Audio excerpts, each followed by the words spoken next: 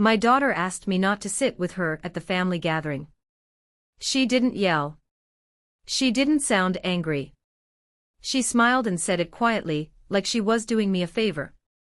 "It's just, you wouldn't be comfortable," she said. I nodded, pretending I understood. Pretending it didn't sting. Pretending that being pushed aside by your own child doesn't leave a mark. I raised her with everything I had.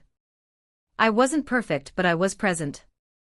I showed up to school events, cooked dinners even when I was exhausted, stayed up late listening to her worries when she couldn't sleep. I believed that love showed itself in consistency, not words. Somewhere along the way, consistency turned into expectation, and expectation turned into inconvenience. At the gathering, I sat alone at a small table near the wall. I watched her laugh with cousins, lean toward people she barely knew, become a version of herself that didn't seem to include me. Every now and then, she glanced my way, just enough to check that I stayed where I was placed. I told myself it was fine. That this was what growing up looked like. That parents are supposed to fade quietly into the background. Later, I went to the hallway to get some air. That's when I heard my name. I wasn't trying to listen. I wasn't eavesdropping. But when your child is talking about you, your body reacts before your mind does. I stopped walking. She was laughing. She said, "I just didn't want her sitting with us. She's always saying the wrong thing." Someone else asked, "Doesn't she notice?" And my daughter replied, "She notices.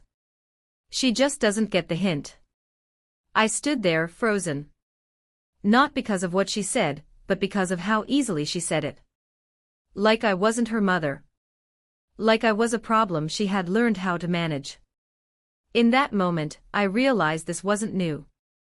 This wasn't sudden. This was something she had been thinking for a long time.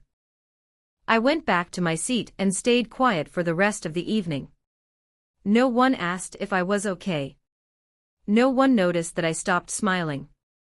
I left early, telling everyone I was tired. That part wasn't a lie. I was tired in a way sleep doesn't fix. On the drive home, memories kept surfacing. Times I defended her when others criticized her. Times I blamed myself for her mistakes so she wouldn't feel ashamed. Times I stayed silent to protect her image.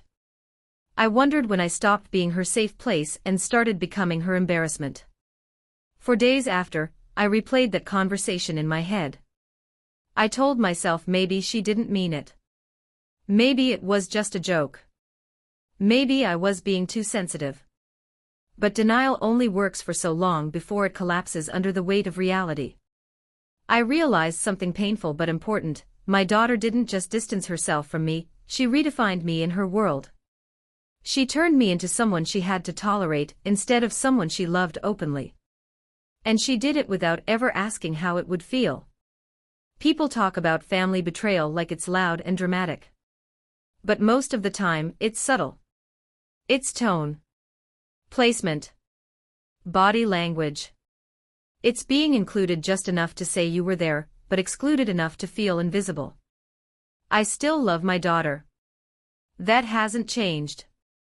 But love doesn't mean accepting humiliation. It doesn't mean shrinking yourself so someone else feels comfortable. I've stopped trying to earn a seat at tables where my presence is questioned. Now, I choose peace over proximity. I show kindness without begging for closeness. And if that makes me distant in her story, so be it. I spent too many years making myself smaller so others could feel bigger. Sometimes, the hardest lesson isn't learning how to let go. It's learning that you already have, and you're just now catching up to the truth. After that night, things didn't explode the way movies make you expect. There was no confrontation. No dramatic phone call. No apology. Just distance, slow, deliberate, and quiet. She still texted. Still called on holidays. But the warmth was gone. Conversations became updates instead of connections. Facts instead of feelings. I started noticing how carefully she managed me. What topics were safe? When calls needed to end. How quickly she redirected anything emotional. I wasn't her mother anymore. I was something fragile she didn't want to deal with for too long. One afternoon, I asked her if everything was okay between us. I tried to sound casual, like it didn't matter either way. There was a pause on the line, the kind that tells you someone is choosing words instead of speaking truth. She said, "You're overthinking again." Then she laughed, lightly, as if to soften the dismissal. That laugh stayed with me longer than the words. I realized something uncomfortable: minimizing me was easier than understanding me. As long as I was too sensitive, she never had to ask herself if she'd been unkind. That label protected her from guilt. And I had accepted it for years. I started pulling back, not to punish her, but to protect myself. I stopped rearranging my schedule to fit hers.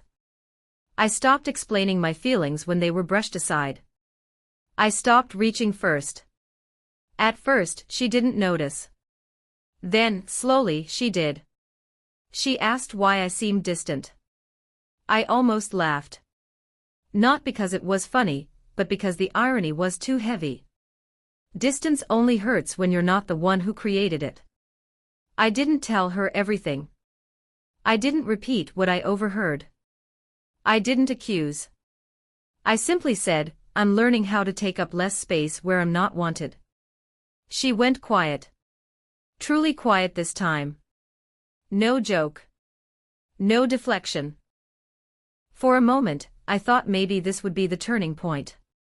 That she would finally ask what I meant. But she didn't. She changed the subject.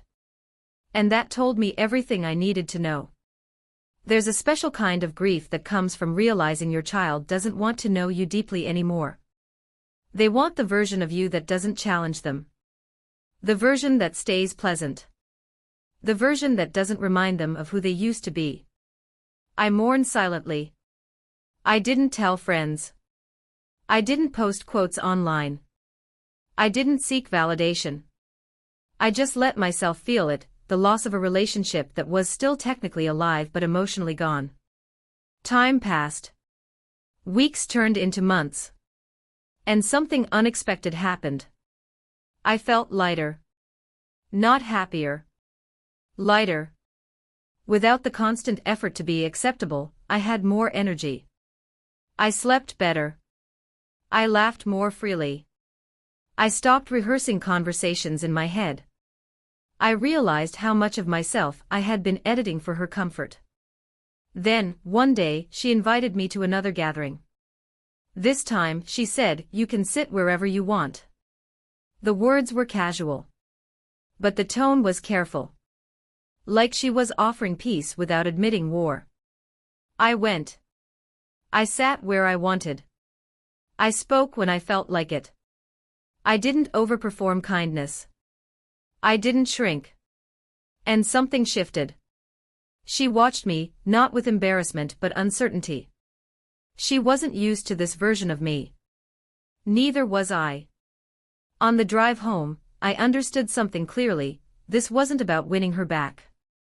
It was about reclaiming myself. I still love my daughter. That hasn't changed. But love no longer means self-erasure. It means boundaries. It means dignity. It means allowing others to feel uncomfortable if that's the price of being honest. Some relationships don't end with a fight. They change shape quietly.